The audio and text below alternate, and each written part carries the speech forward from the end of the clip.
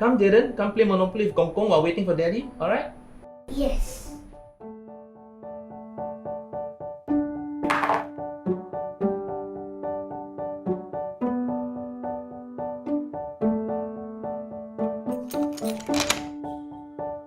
Daddy.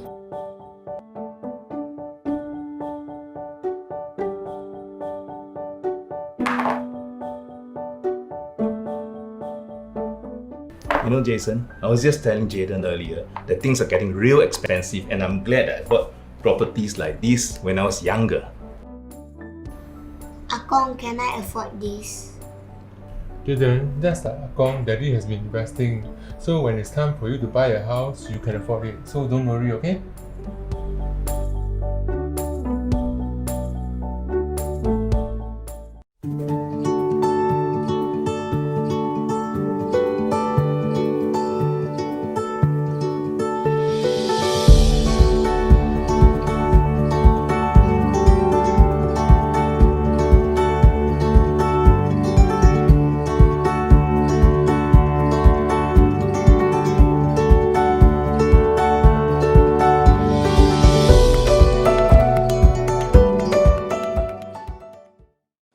So you just bought your dream car. You buy a brand new Maserati. And to protect your new Maserati, you need insurance. So you go to Flo from Progressive and you purchase insurance.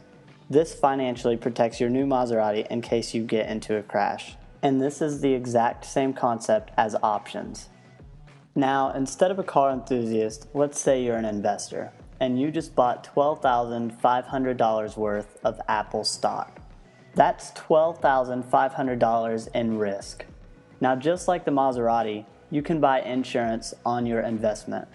This is called a put option. So if you buy an option, then someone had to have sold it to you. But who?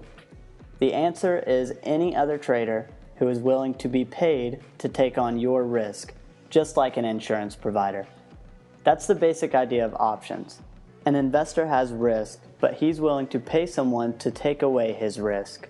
And the person who gets paid now assumes his risk. Now let's look at a real example.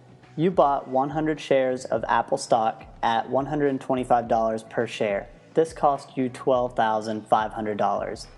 And you also buy a put option as insurance for, let's say, $500.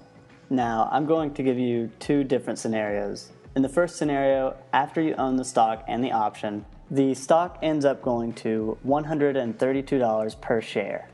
So you made $700 on the stock, but you paid $500 for an option that now has no value to you. So your net profit is $200. Now, you might be saying, what a ripoff, and the person who sold you the option is saying, thanks for the easy money. But let's look at a different scenario. This time, Apple's stock price drops to $113 per share, and your stock is now worth $1,200 less than you paid for it. But thankfully, you bought this option as insurance. You go to the person who sold you the option and you say, hey, remember our contract? You can exercise your option you bought, and even though Apple is at $113, you can immediately sell your shares at $125 per share.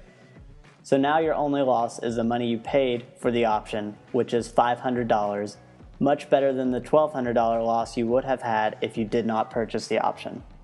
Now, the person who sold you the option was obligated to buy your stock from you at $125 per share.